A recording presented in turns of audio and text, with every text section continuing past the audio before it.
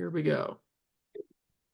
Seriously. Well, hello, everyone. Today is Yeah. June the 6th, 2024, and we are on a Zoom call with folks in 4 different time zones. So my name is Wes Fryer, and I was born in 1970, and I am coming to you from Charlotte, North Carolina, and I will pass the baton to, let's just go east to west. So let's go to the central time zone next. Okay, and my name is Tom Fryer. I'm in the Central Time Zone at Manhattan, Kansas, born August 21st, 1940 in Powell, Wyoming, and now we go to the Mountain Time Zone. And that's you, Aunt Marge. Would you introduce yourself to us? Okay, and I'm Marge Fryer Wilder. I'm in Cody, Wyoming, and so I'm in the Mountain Time Zone. My son, Tom Wilder, is here with me, and my other son, Steve, has joined us, and he's in Las Vegas. He had been up here. He just left yesterday from Cody,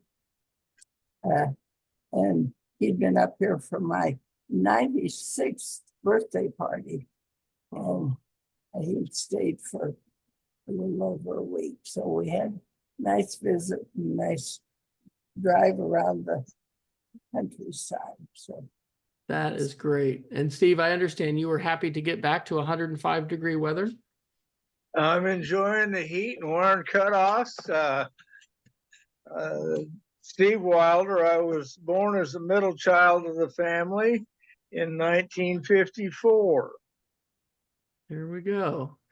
And Dad was born in Powell, where you grew up, and Cody has been a favorite destination for us as a family, just all growing up. So have you all done any kind of oral history like this before, Dad or Marge? Did you and Uncle Dick ever do any recording No, this is entirely new operation, and Tom was able to get us connected, and so this is just amazing to me.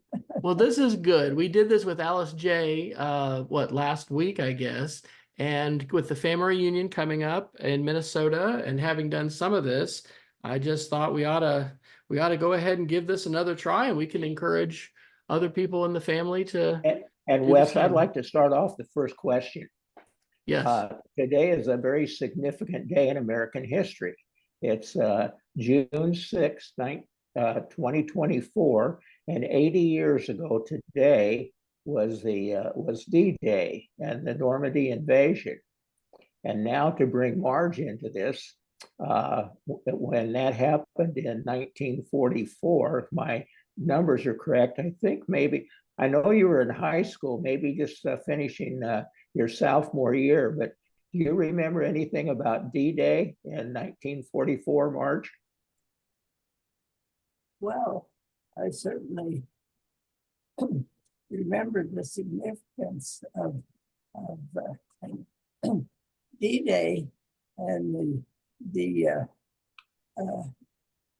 terrific expedition forces that sailed across and landed on the Normandy beaches and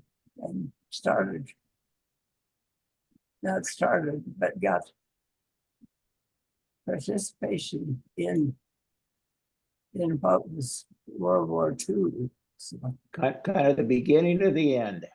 Was Uncle Dick, I know, was in the Air Force, and he was in training. Was he separated from you at a air base away from Wyoming at that time? And I guess you were still living in Powell at that time, going to high school.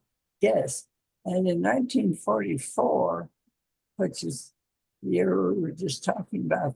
You weren't married yet. You weren't married No. yet then. Yeah. Dick graduated from high school that year. And then that summer, he had enlisted in what was then the Army Air Corps. That's right. Before the Air They were- Force. That's right. Yeah. Before 1947. Yeah, they were separate. That's right. Army and, Well, you know, mentioning him, I have heard rumors growing up that that you had eloped. Would you be able to share anything about your marriage there and how that came to be? And when was that? That was obviously after the war was over. It was in 1946. I had graduated from high school in May of that year. The war was over, and Dick was back home. He had been looking for a job because he grew up on the farm out west of Powell, and he had applied with my dad at Friar's Pharmacy, but also his older sister was home from the war effort. She had been out in Boeing and all through the war worked for Boeing. Anyway, she had also applied with my dad. And as it turned out, she took another job. So when Dad called the farm, my dad talked to Dick, Dick said, well, I can go to work for you, Mr. Fryer. and so Dad said, come in tomorrow morning and we'll talk. so that was the beginning of the pharmacy for experience for Dick. So he did work for my dad there in Fryer Pharmacy. I did not know that. Now you all at one time, your parents lived in Montana because wasn't always a pharmacy in Powell. Where were you born? Were you born in Wyoming or where were you born?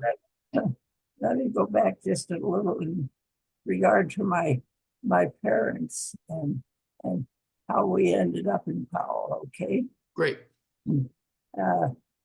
Dad was born and raised in eastern South Dakota, which we all know. He'd gone to college at Brookings and gotten his pharmacy degree in Brookings. And so then when he was out looking for his first job in pharmacy, in college, he had played baseball on the college team and really played several years of baseball in college and really enjoyed it. So he was looking for a town that would have a good baseball team. In those days, way back then, nearly every town had a home baseball team, and they played all neighboring teams. It was just a big part of growing up in sort of Western US. Anyway, Dad found an opening in Scottsbluff, Nebraska, and they had a town baseball team. So he had, I don't know if he drove down and introduced himself or if he had made any other contact with him. Anyway, he did go to work in Scottsbluff and did play baseball. And the pharmacy that he was working for, of course, was right on Main Street.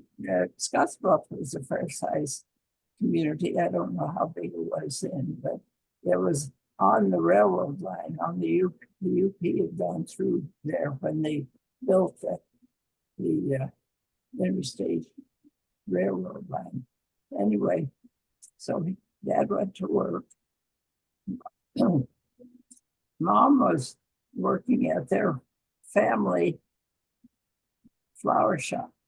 My Howard grandparents had built a greenhouse on their home property adjacent to their house. And they had been selling plants and flowers from the greenhouse. And then they expanded through an older brother that was in real estate. And they had a downtown flower shop. So I think that's where Mom and Dad probably met. They may have been in the same block of Scottsbluff. I don't know the locations. Anyway. But pharmacy and flowers have been in the family for a long time, it sounds like. Yes, that's the background of all of us. And so they had dated us and gotten very well acquainted and decided that they wanted to spend the rest of their life together. So they were married in Scottsbluff on June 20th, 1926. Dad probably had lived in Scottsbluff maybe 2 years. He graduated from college a couple years before that. Anyway, they were married, and for their wedding trip, they drove up to the Black Hills of South Dakota. But Dad had applied for a pharmacy job in Havre, Montana, which is clear up about 20 miles from the Canadian border, on the upper end of Montana. And so their wedding trip took them through the Black Hills, where they met up with a lot of the Fryer family, I think, vacation. Anyway, we went to Havre. And so they took their honeymoon, but it was a trip to their new home as well. their new home. Exactly. And so that was 1926. Then a couple of years later, I was born in Havre on May 27th, 1928. That was right before the Great Depression then, in 29, right? Yes. Dad moved on in pharmacy to the city of Great Falls, which was a much larger city, and worked there for a few years, and then moved to Butte, Montana. And Butte was a real boom town. Mines were all over the place, lots of, mainly copper mines, I think. It was a big booming community. And Anaconda Copper. And they what? Anaconda was the name of that the large company in town. Yes, and in Butte,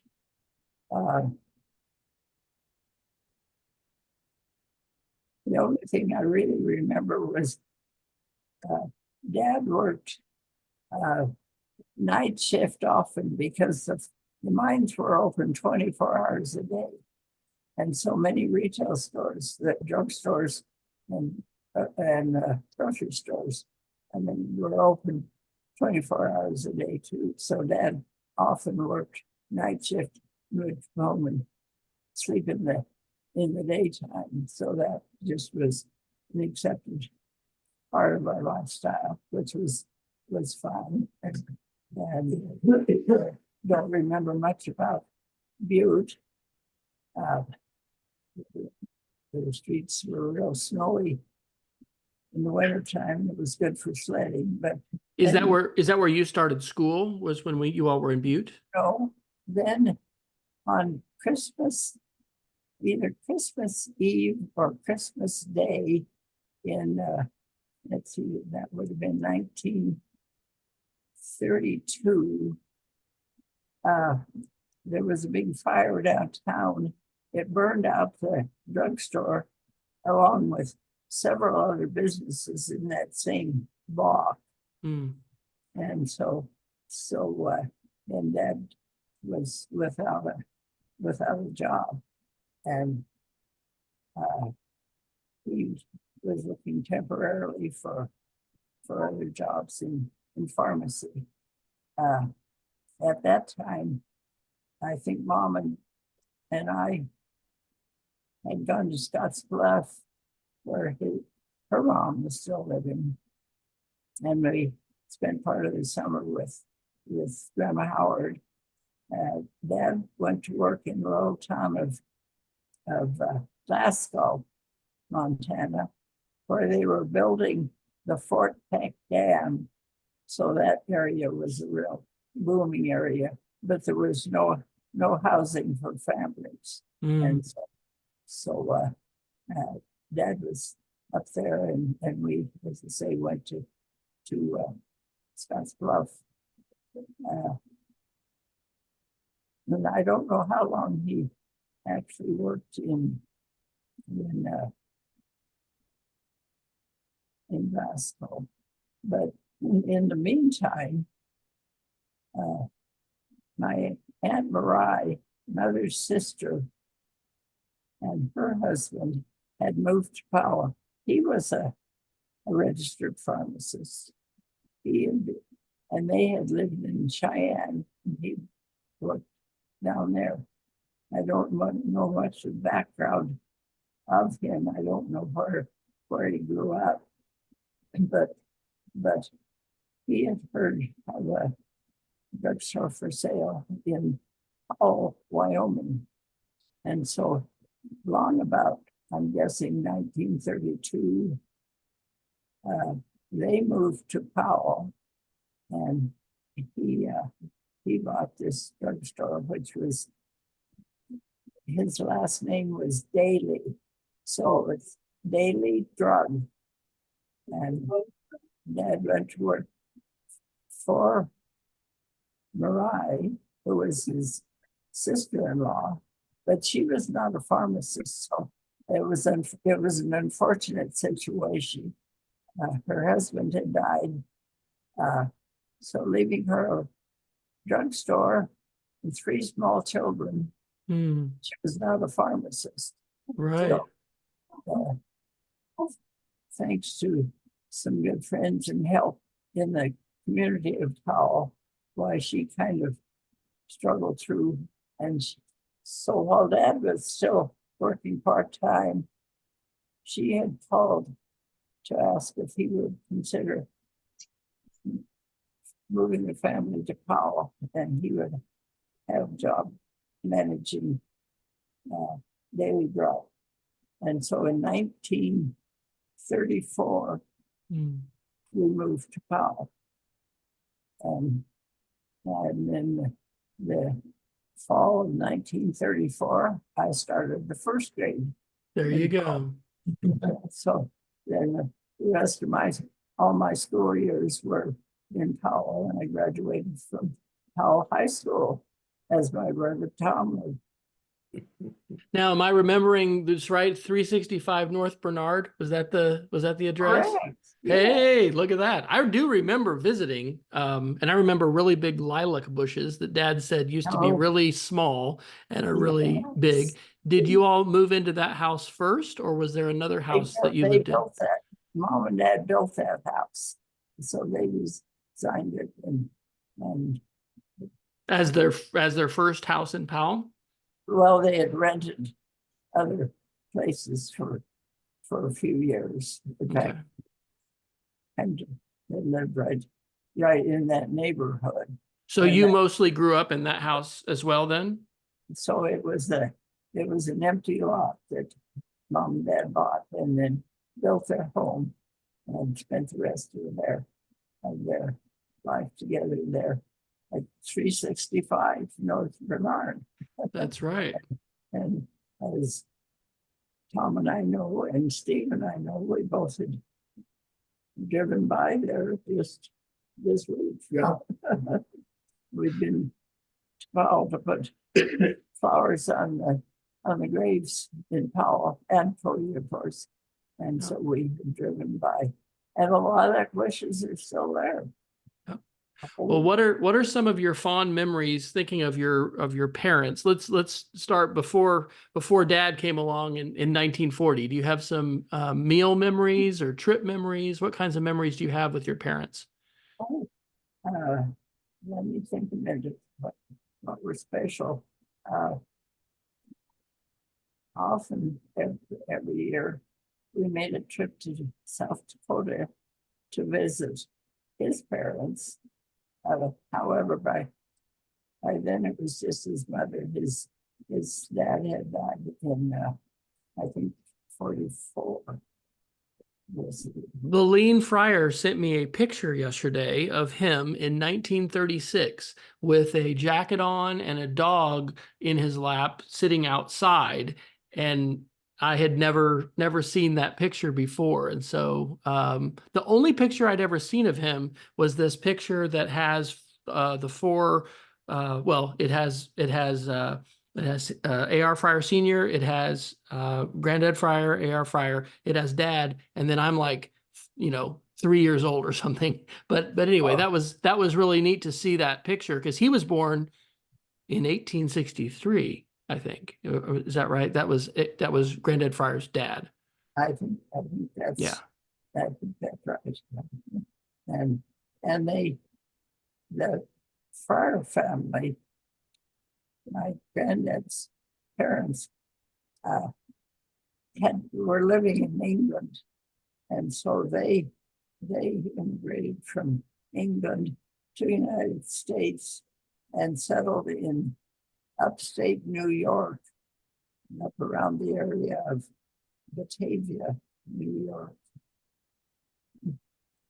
and were there for a while. Then I'm not sure of all the history. There's a great printed history that Granddad wrote of his family, and you're nodding, so you've seen that book. I have, but that's one of the other things I need to revisit and read, because that's why the reunions every 3 years and the chance to get together is a good reminder of these things and things that we want to pass on to the next generation as well. Hey, Marge, if we could go back to the 1930s, the Great Depression, I know you're pretty young then, but what are your memories of the Great Depression? Well, as a youngster,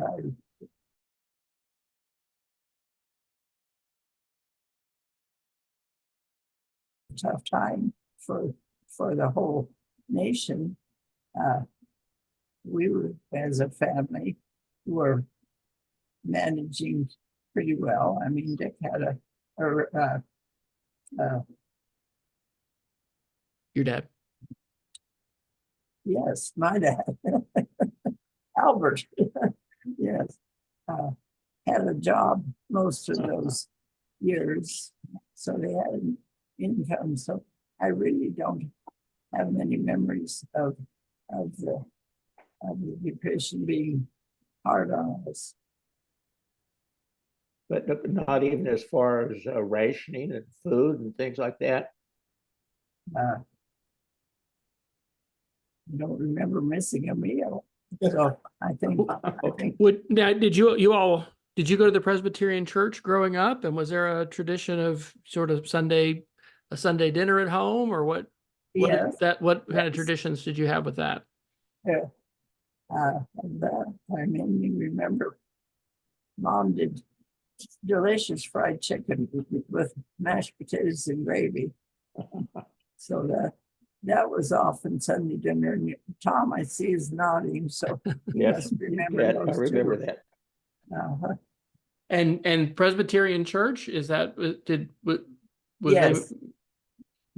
That was the home church. And so, was Presbyterianism part of both your parents growing up, or did they find Presbyterian church, or do you know kind of the history there? Well, I think my mother's background, the Howard family, I think had a Presbyterian background in Scotts Bluff. that she kind of brought to Wyoming with. I'm pretty sure they were married in a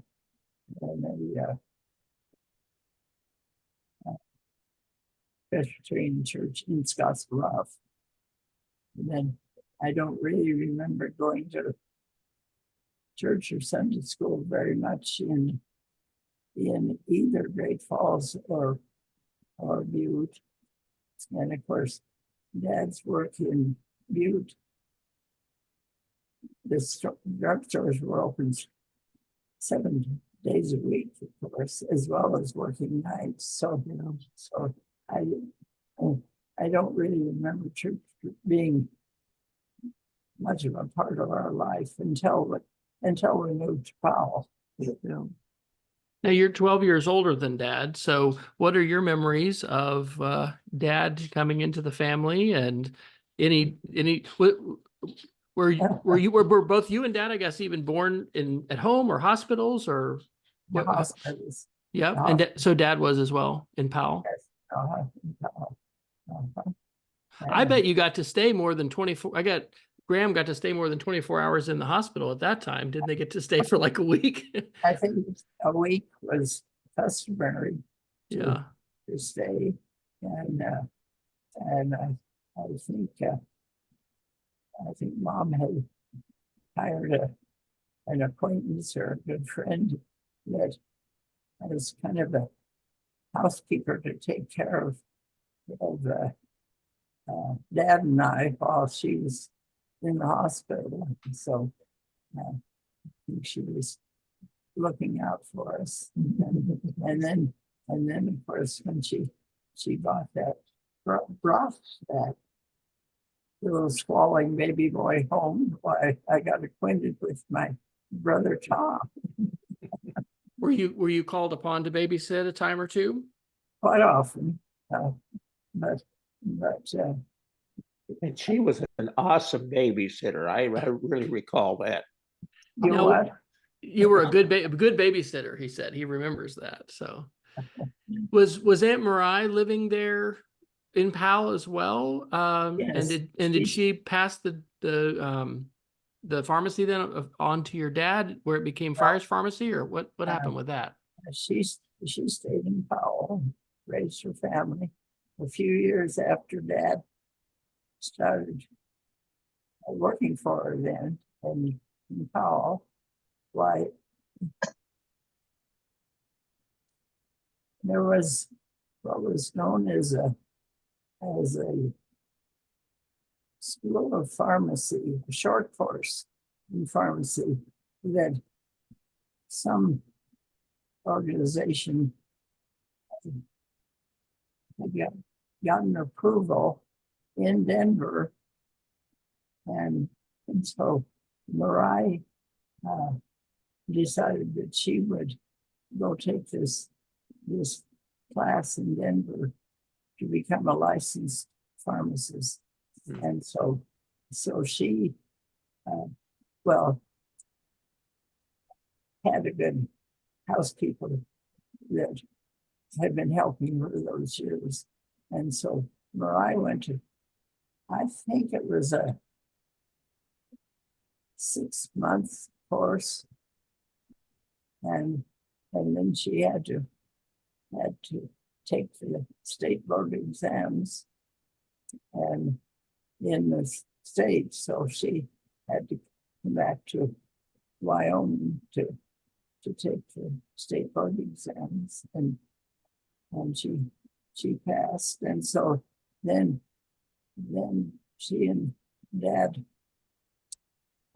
and at that time, of course, she still owned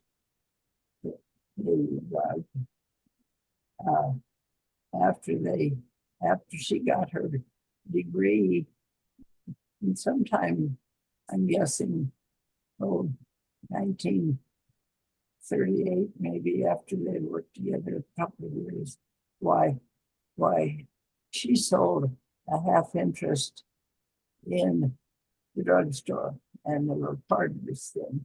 Okay. And she continued to work as a pharmacist for a number of years. in later years, she remarried, and then she did get out of the pharmacy, and Dad and Mom bought the whole whole thing. business and changed the name for our pharmacy. That's right. Keep the questions going. I have to go take my chicken wings off my smoker. Oh, no, Shelley didn't leave. Okay, I thought my wife had left with the dog. Sorry about that interruption. Oh, good. So supper's taken care of, huh? Yes, I started it before we got on. Oh. What, Steve, Dad, what questions do you want to ask before we sort of move? I want to ask her about driving and teenage years and stuff, but Yeah, what well, I'd questions y'all like want to ask? briefly fast forward to 1946, and I think it was May of 46 is when Marge graduated from high school, and then a couple months later is when I entered first grade. So you know, being 12 years apart, our folks had a Friar child in the PAL school system for like 24 years. 24 years of PTA, yes. Yes, yeah. Now, of course, Dad was a very active civic. I don't know if Dad was ever on the school board. I remember Dad being on the college board. Do you know if he was on the school board, Marge? I think he had been on the Paul School Board. Well, yes, he was at the time that then they developed NWC in later Northwest Community College. He helped found the college, I think, or helped get it started, didn't he? and he helped establish that college there. So he was on the Paul School Board when I graduated from high school. Okay. I'm sure Dad gave me my diploma from Paul High School, so I think he was still active on the Paul School Board. Okay, very good. And of course, then through all your growing up years, sports were a big part of all activities in your lifetime. So you went to a lot of football and basketball games. What was high school life like back then in Powell, Wyoming? Was there, I would kind of guess that not a lot of kids had cars, but is that wrong? Did they have cars? And was there a drive-in, or what was it like in the mid to late 40s? In the 40s, Powell, of course, has always been a farming community, and so lots of the students had access to a car. Dick through high school didn't actually own a car, but he had access to his parents' car, and of course he drove the tractor and equipment, and so he was familiar with those. World War II was big in everyone's minds, of course, after Pearl Harbor. Why the U.S. was definitely involved in World War II, and almost immediately, all the boys, as they graduated from high school, either voluntarily went into service, or were then the draft had been set up, and they would be required to go through this. So, but during the war years, I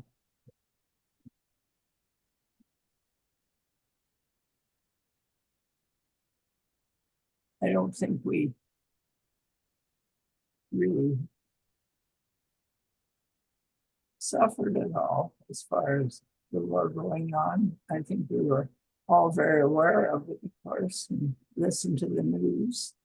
Were there school dances? Did you have a prom? Was there a drive-in? Yes. Like what kinds of things would young people do when you were in high school for dating? And what was that like? And what were your parents like did they have to meet your date before you would go out, or what? How did that work? Well, everyone was pretty well acquainted with other families. And so I actually dated several other all high school boys before I, But in a small town, they were known quantities then. yes. Was there a drive-in? Did you all have a prom? What kinds of like social activities do you remember or did you have? The school had a couple of social activities during the year, and the prom was the big event in the spring just before graduation, and it was always sponsored by the junior class, and they did all the arrangements and decorations.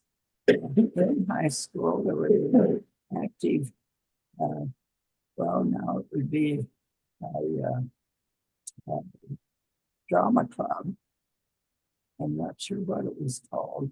We put on a series of plays, and so we were often involved in that. And you were involved in that club? And one year particularly, I was more involved in the high school newspaper. Oh, okay. For writing articles? And known as the powwow. And then I think in my junior year, I became editor of the powwow and Okay. continued on through my senior year. Both years I was active on and those were mimeographed papers. That's So right. we had to type stencils Okay. correctly and run the mimeograph machines. I don't know how often we published. Maybe once a month. I don't remember just what our schedule was, but it was an ongoing process that took a lot of time. Mm-hmm.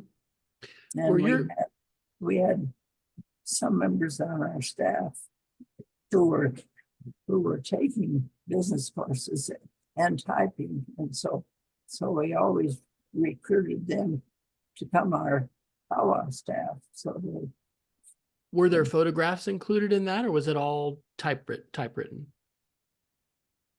it was typewritten, although there were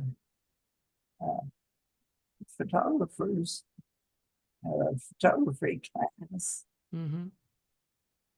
I don't think we ever published any pictures in the powwow. I don't remember that. I don't think. Did you go to Billings to shop for clothes? Where did you buy your clothes in Powell? Did Graham make clothes for you? What do you remember about getting clothes? Shopped mainly in Powell. We had a couple of good department stores that carried good clothing. Occasionally for something special, we would go to Billings, but generally we were definitely part of the Powell community, so we supported the other all businesses. Mm-hmm. Did Graham have hobbies? I know she was a good cook. Was she involved in any different organizations or groups, or do you remember her having any hobbies or a garden or anything like that? She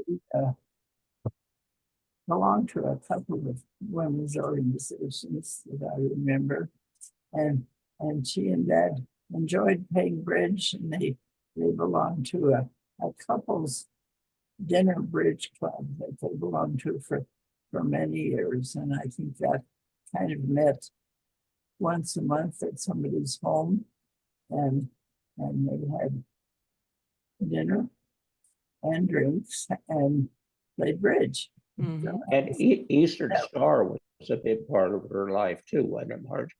Eastern Star was the one of the main organization she belonged to. She didn't belong to many others, but she did belong to. Well, and then I was thinking within the church too. I think she had a couple of social groups in there too. Yes, there were some social groups connected with it. I know Granddad Fryer was a golfer. Did he ever take you golfing, Aunt Marge? Yes, occasionally, especially before Tom came along, when I'd sometimes go and be Dad's caddy. And that was on the old, oh gosh, golf course. Did you ever see any snakes on the sand greens there? And sand greens, it was out at Ralston, kind of the location where the Ralston Reservoir is now. I remember the golf course going down the hill that's now the Ralston Reservoir. And yes, there was sand greens, and yes, there were snakes. You had to watch out for those. What memories do you have of the mountains? I know that the cabin and the Sunlight Basin is just such a special place for you. When you grew up, do you have memories of going to the mountains and to Yellowstone or anywhere in particular that kind of stands out as a memory? Well, usually made at least one trip to Yellowstone each summer, and they were real fond of the Sunlight area, and at times when we had, for our guests, we would drive them up over the Dead Indian Pass Yep. into the Sunlight area. Wow, even growing up. So that wasn't just later in life with you and Uncle Dick, that was growing up too. And it was a dirt road. it was, and one year we took Aunt Julia up that road, and I think we rented cabins there, maybe from Garn Carey. Anyway, Julia was just terrified. Switchbacks, and she was terrible. And when we finally went back home, I think we had to go back over Dead Indian. I don't know how else we necessarily got home, but she made Dad promise that he never would take her up there again. She would not come to see it if it involved a mountain trip. And for those watching or listening later, that's now called the Chief Joseph Highway, and it is completely paved and still an exciting road, but I'm sure nothing like it was back in those days. Marge, do you remember the annual Elks fishing trips? I remember them when they had them up at Yellowstone Lake. Yeah. Yes, isn't that where Dad always went on the Elks fishing trips? Now, or you were just referring to other fishing trips along the Clark's Fork and all? No, I was thinking of the one in Yellowstone, and then the families would come up near the end and be with them as well.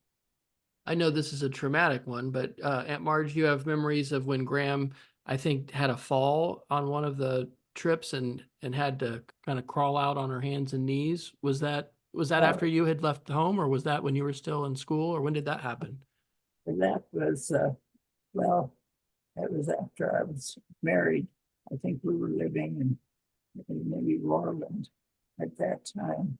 And it was on Tom, you remember the Beartooth Creek Canyon, where it comes out. Very, very fond memories. Yes, and for some reason, why Mom went down that canyon with Dad. He was fishing, of course, but I guess instead of just sitting in the car waiting for him or reading a book, why she had gone down that canyon, and then when she had fallen and broken her ankle down there, and then virtually had to allowed. Yeah. Dad was able to help her some, but yeah, she suffered the rest of her life with that bad break and the repair work that had to be done on. Marge, let's fast forward now to after high school when you all first went to Northwest College. Can you comment on that? And Tom and I just went to college yesterday for an NWC event over there at the college. So good memories of starting our first year of college at Northwest College, which at that time was called Powell Center. It was a branch of University of Wyoming and was known as the Powell Center in 1946, and that was the first classes, and they had no building for the college, and there again, Dad was involved in that because the Powell High School allowed the college to use classrooms starting at 4 o'clock in the afternoon and continuing on until about 8 o'clock, depending on the classes. But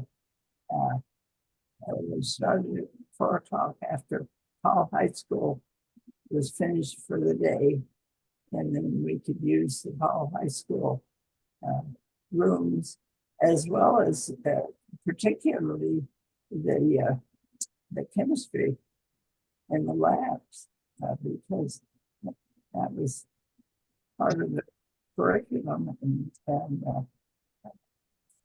it was, gosh, at least 2 years, Tom, before I think they bought a small house from the Bureau of Reclamation near the high school. I think they called it the White House.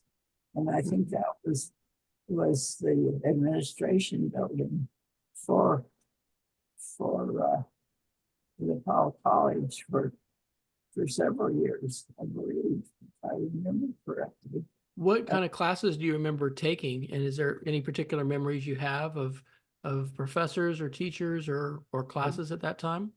I think I took several business classes. I think I took shorthand and typing and bookkeeping, not knowing what my future was going to be. So other than that, of course, everyone took freshman English. That was a requirement of all classes. And I have a Did you- go Did ahead. you all spend, what, 2 years there before you went to Laramie? and How many years were you at Northwest before you Just went to 1 year. Laramie? Just 1 year, okay. just the freshman year, because then Vic was required to have the other 3 years actually in pharmacy school. Okay, And the College of Pharmacy was also a new college at University of Wyoming. That was the first graduating class then in pharmacy, the year that Dick graduated in 1950. And at that time, pharmacy was a bachelor's, a 4-year degree. And now it's a doctorate. But at that time, it was a bachelor's degree. So we were 1 year in Powell, the first year, and then moved to Laramie, and we finished the next 3 years in School of Pharmacy in the university. I have a Yellowstone question. I remember seeing regular 8 black and white movies that Dad would show, and I think they're probably still in his garage, of like snow coaches, going into Yellowstone Park to Old Faithful Inn. Did you ever see Yellowstone in the winter? And were any of those trips things that you were a part of? Well, we were a part of one of the snow coach trips. As I remember, I think Tom was at. I think I was excited at college that it was like a Christmas present. It was either the late 50s or early 60s when we did that. And as I remember your career at the academy, you did not come home for Christmas first year. How did that go over with Graham? Oh, terrible. I think they could go to Colorado Springs. I think they made a trip down in January, maybe to see Tom, but he couldn't come home. But the second year, then Well, that's when he went to Hawaii, wasn't it? Yes. Yeah, the first year it was like Hogwarts. He couldn't come home the first year, but then the second year he could, but he went to Hawaii, I think. With Wade LaForce, yep. Oh, okay. So, but one of those years was the year then that Dad booked the snow coach trip. Yeah. And we drove clear around to West Yellowstone and stayed in the big hotel in West Yellowstone. We got on the snow coaches and snow coaches in those days were they're kind of like tanks, aren't they? Bombardiers. Called the bombardiers. Bombardiers. Okay. And we stopped a couple ways times en route, but we went down to Old Faithful, and I think somehow they provided lunch because the Old Faithful hotel wasn't open in the winter then. I don't think. I'm not sure. But we did have lunch, and then we just turned around there and rode in the snow coaches, trail back up, and we'd gotten on the snow coaches actually at West Yellowstone. What's the most snow you've seen? You all get a lot of snow, but Powell, not as much as the mountains, but how much snow do you remember seeing in Powell and then in Cody in all your time there? Oh, usually several inches of snow, but it didn't really last too long. Never like a big blizzard or something like that really socked everybody. Every year we had one big blizzard and got snowed in, and I know that the country roads got snowed in, and those kids couldn't get school for a week or so because it took that long to get roads open. The worst blizzard was the blizzard of 49, which covered the whole state of Wyoming, even extending into Colorado and Nebraska. And things were just really tied up. And we were last year, I would say. You were in Wheatland, weren't you? What? Yes, we got stranded in Wheatland. It was 1949 is what it's known as. But I wasn't pregnant then with Steve or Tom. Rick had been born, so I didn't have a child, but we had 2 girls, students of the university that had ridden home with us from Laramie to Powell. We left Powell on a Sunday morning, like January 1st. Not positive if that was the first or the second. Anyway, it was a cloudy, threatening, but it wasn't snowing when we left Powell. And we had stopped in Meeteetse and filled our car with gas. We had left Powell with good amount of gas. But anyway, then by then it was beginning to snow pretty hard. Anyway, we stopped at the low filling station, filled up. I think we may have gone in and bought some rolls and some snacks. Another Powell car had pulled in right as we were filling up. And there was a single fella, student. We knew him. He was a little older than Dick and I, but we remembered him and knew the family, of course. In our car, besides the two girls we had, then there was one young fellow that was riding back with us. He hadn't come up with us, but he was going home with us. So we really had a car full, and of course in those days, all the students took all their dirty clothes home from college, and Some things never change. so they had other bags of clean clothes.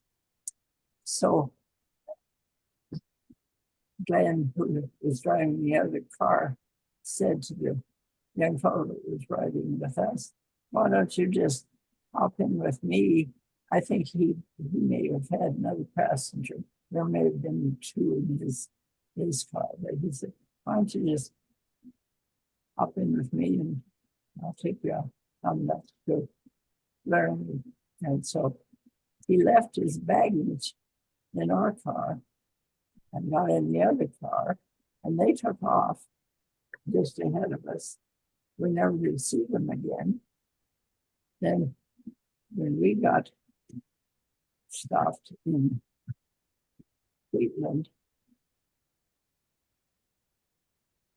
and there were dozens of cars off sitting at the side of the road. The state snowplows were out clearing at snow, and so we waited for a snowplow from Wheatland, and it turned around at that point where all of these cars were parked, and so we all followed the snowplow. We must have been probably 10 miles, maybe out of Wheatland, maybe farther. It was my old drive, but we were certainly glad to connect with the snowplow. And so then when we got to Wheatland, why we started looking around right away for a motel, and we found a place and checked in. And by the end of the day that day, why everything in Wheatland was full, and there were no other accommodations. So we ended up, and I'm thinking that was Sunday night, and I think they finally finished opening the roads late Thursday, and so I think we left Friday morning from Wheatland, and actually we had to drive to Cheyenne. We had the highway, freeway initially was open from Cheyenne to Wyoming. And there's still a cutoff road that goes through Sabale Canyon, and that shortened the trip. And we had taken that road several times while we were in college, and we had taken it on the way up home for Christmas, but that was not a through highway. Excuse me. And so that road didn't get snowplowed for several more days. That was a very memorable event that That was was big not your normal trip to Laramie. Well, I want to go. Marge, we need to move on. What are your memories of the 3 years in Laramie now at pharmacy school? Right. And then we took a first job in Wheatland.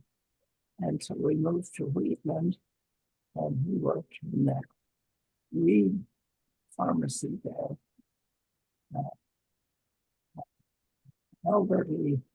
Elderly, I say, man, was owner. And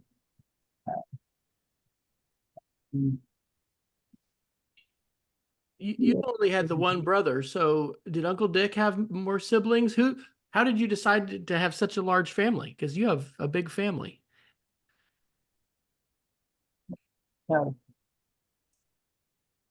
well, Dick's family had several children.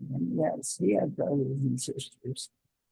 Where it was just Tom and I in our family, but Dick was used. He had brother and 3 sisters that he grew up with, and they were interesting. Dick's folks came from Kansas, Merton, Kansas, and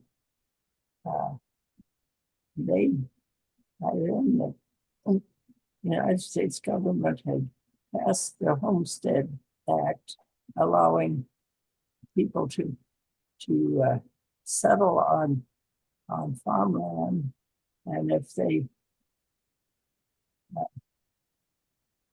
survived and made a year, why then they would get ownership of the land. Anyway, Dick's folks had come up in 1909 in an immigrant car. I don't know where they got on the train. I don't remember that part of their story, but they came to Garland, Wyoming, which is just 5 miles east of Powell. That was the first irrigation system that the government had put in, and had provided irrigating or water for irrigation for the dry Wyoming land. So, Do you know what part of Kansas they happened to come from? Do you remember that detail? well, they were married in a little town of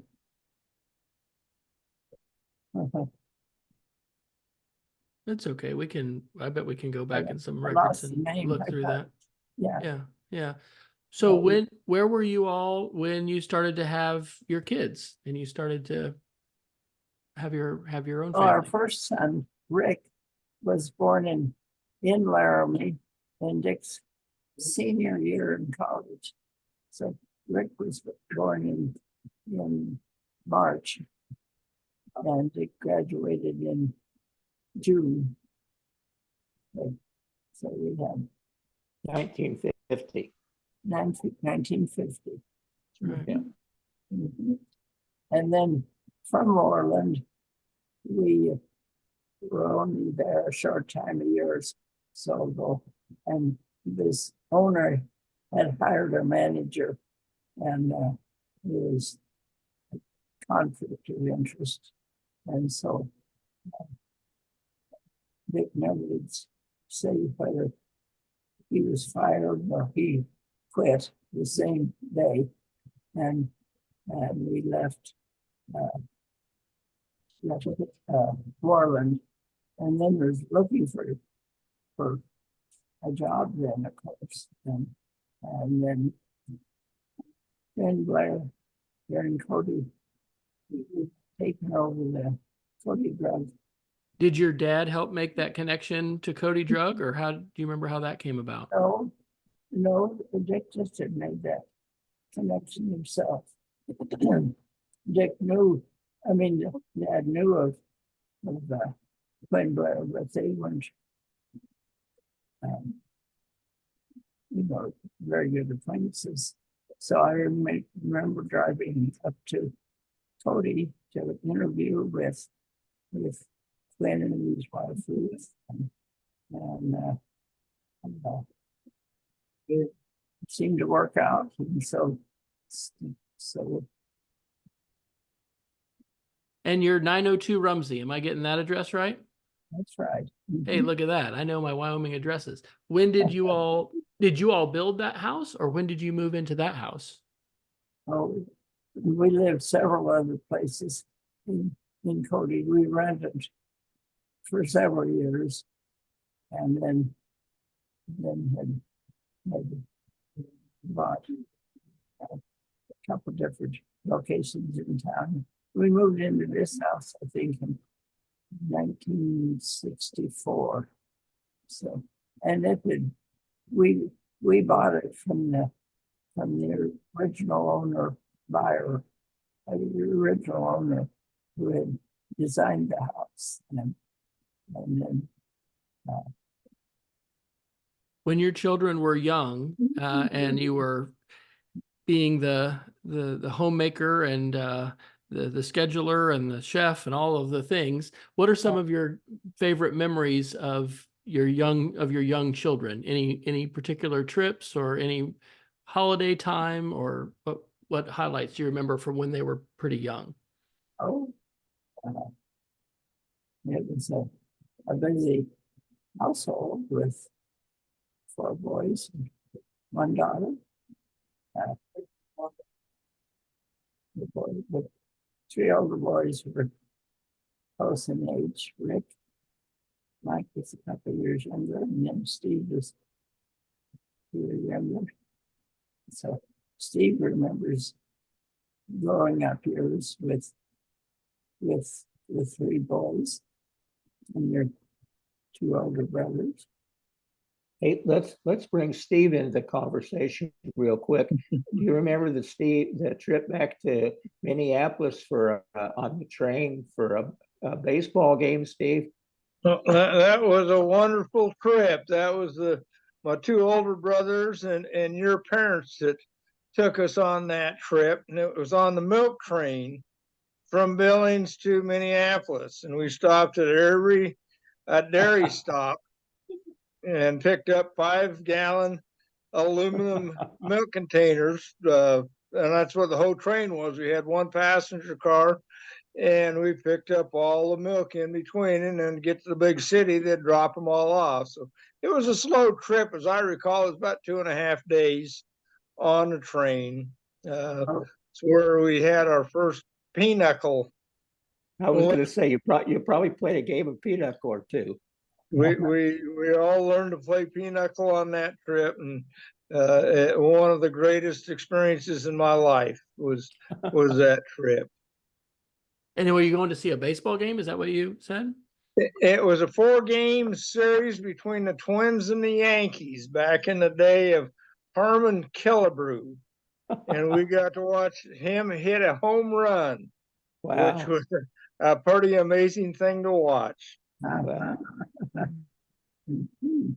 So that trip was certainly a highlight. 2.5 days on the milk train. That sounds like a different era for sure. Yeah. We at one point, my brother Rick and I talked brother Mike into jumping off the train at a milk stop to get an ice cream cone for us, and he didn't make it back on, as far as we knew. And It was about 45 minutes later when Grandma Fryer really got concerned, and it wasn't long after that that a conductor had brought Mike up through all the milk cars to rejoin us with melted ice cream. And he had about missed the train as he was getting our treats. Uh-huh. I had heard about that as a close experience for Mike about getting left. We were very glad he made it back on the train, because if he hadn't have, I think Rick and I would have probably both got thrown off too. One other thing I just want to mention, Mom talked about her Aunt Mariah, and I think Aunt Mariah was one of the very first women pharmacists in Wyoming, but she was also the first woman president of the Wyoming Pharmacy Association, as I recall. And I just wanted to kind of throw that into the history of all this. It's a great Yes. story about what she had done. Because it's very unusual, like you said, for a woman to go into pharmacy. It's not a profession that was really open to women at that time. And as I recall, Wyoming was leading with women's suffrage, but part of that was because you all didn't just have a whole lot of folks there, and you needed all the voters you could get. Is that? Yes, that's part of the story, and it's known as the equality state. Getting all the Well, I know that you are a very proud citizen of Wyoming, and what are the things about I mean, you grew up in different places, not just in Wyoming, but what as such a long-time citizen of the state and a proud Wyoming cowboy, Marge, what would you say are some of the things that make you proud about being in Wyoming, and the, I guess, character that you think your family acquired, and just, Wyoming is a unique place. How would you describe that from what you've seen in your years living there? Well, in comparison to other areas, Wyoming is still kind of a wide open country. We've got lots of wide open spaces. We're fortunate. We have nice communities and many small communities, such as Cody. Here we've developed an excellent medical center for a small community. And we have some specialists from Billings that come down once a month to our doctors and take care of people down here. Right across the street, we have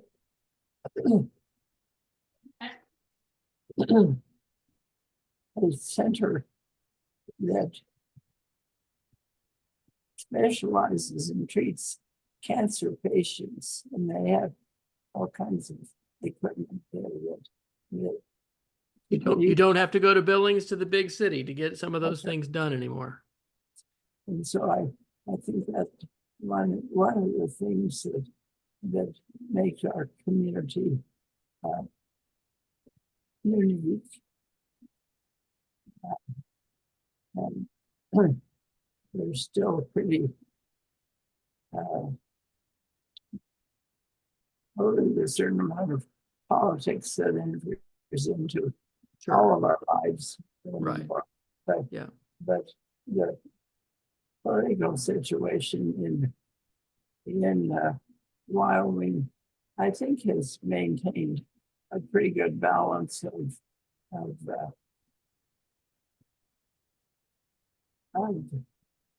ideas that still work together pretty well. Yeah. Well, I know that all the work that you have done, and that Uncle Dick has done through the years for the community and for the the historical museum now that you have. I know that is deeply appreciated, and we've gone about an hour and a half here, so we may Well, want I to go thought ahead we and wrap this one up if anybody's got any additional questions. But I just so Yeah, appreciate the chance Wes, for I'd you like to. to pick up on that though and have Marge comment. I mean, they have been so involved in the Cody community. As I recall, Marge, both you and Dick were the head of Cody Club. yes. Just comment on your civic involvement. Mhm. And so we were the only husband and wife to have served as presidents of the Chamber of Commerce. And actually, we were probably about 20 years apart in years of service. I mean, it was quite a long time. But I did serve as president and later. And of course, you're a lifetime PEO. Yes, a long time. PEO is a women's organization that that I had joined here many years ago. And so I'm over a 50-year member. I've enjoyed it very much. It's been big time in my Well, life. and then I think of you and Dick being involved in the Wyoming Historical. You were involved there many years ago. I remember Dick being in Lyons. I remember you in Serapis. I mean, it just seemed it could go on and on. Mr. and Mrs. Cody, I think. This is Cody. Well, It's you all- And they grew up in Powell and they adopted Cody. That's Yes, right. When you are the matriarch of a wonderful family, which we are blessed to be a part of, and we are very thankful for this time to get together, and we're looking forward to a reunion and hoping that others are going to want to hear these stories and get other members of our larger, Friar and extended family to I share think these stories this is too. Wonderful idea. But thank you, Hey, Wes. Wes, one last thing. I mean, we got some comments from Steve. Is Tom still there? Yes, he is. And I just asked him if he wanted to add his 2 cents worth. Yeah, Tom, Tom, approximately how many hours have you spent building cabins in the Sunlight Basin? And Steve too, right? Yes. And it's still ongoing. I'm excited to see. By the way, we'll talk about this, but we're hoping next summer to get up there with the whole crew and all 3 of our kids and Alexander's wife and whatever other significant others are around. So it'll be exciting to see what's. Well, Tom will probably still be working on a project up there. Hopefully not the kitchen. That's right. That's right. He's got the kitchen area pretty well all torn out right now. So Yeah. got a ways to go. All right. Well, anything else, Dad? Any closing? No, this has been great, Marge. Thanks for sharing all those memories. That's right. Thank you so much for the time and the opportunity to share this with the Friar family. And I hope other members that you reached out to will add their family stories. Absolutely. So you're starting with Alice. So Yep. Well, and we've done a few with Dad. We actually got a few with my mom as well, and that's one of the things we want to encourage folks. We need to capture these stories when we can. Okay. Because heck, I'm gonna share this with you right now. I was gonna wait to surprise Dad, but this is a reel-to-reel tape that was recorded in 1972 by Tittle Fryer. And I have had this in my garage. And on Monday, there is a shop about 5 minutes from our house where they're going to convert this into digital for me. And I'm going to bring it to the reunion in Minnesota. And Right. I don't know when the last time you all heard your mother's voice, but I don't have a player for this, but thankfully somebody else does. So anyway, that's And so Is that what you were referring to last night, it Wes? was, Dad. Yes. So this is a letter that Graham recorded for Dad in 1972 when we lived in Colorado Springs. And I have had it for so long, and I do not have anything to play. And when we lived in Oklahoma City, I tried to get a player for it and I couldn't. So anyway, that's just the voices of the past and the voices of the present. So we'll just, that'll be wonderful. So yes, are you yes. going to bring that to the? I'm going to bring it and I'm going to send it a copy to you and we'll have it at the reunion too. I don't know what she says, so I know. we'll find out. But yes, I'm going to bring it to the reunion. So, Well, all again, right. many thanks. Wes, one last thing. Can you tell them how they're going to be able to see this tomorrow on either YouTube or Facebook? Yes, I will just send an email to you all with the link. And then I've set up I've started a little website of family history, and it's not just going to be Fryer, but Henley for mom's side, and then my wife Shelley, her family as well. So anyway, we've got Alice J's interview and this one and Dad's, and we'll just continue to build these. So. The background, it looks like you're out in the country in the mountains. Well, if you come visit us in North Carolina, this is called Blowing Rock, and this is 2 hours and 15 minutes from our house. So this is right off the Blue Ridge Parkway, up near Boone and up in the Appalachians. So And it's not the Wyoming Tetons, I'll tell you that, but it has its own beauty. its own charm, I should say. And there's a little moonshine up in those hills too, I'm told. And I keep seeing a dog back and forth. Is this your dog? Yes, ma'am. Yes, both are golden retrievers. So Yes. all right. Well, Lovely. thanks to everybody. Tom, thank you. Steve, thanks for all. Thank you, Wes. Yeah. Uh-huh. Love y'all. Good to see you all. Yeah, okay. All right. Goodbye, Bye. Tom. Bye. Thank you.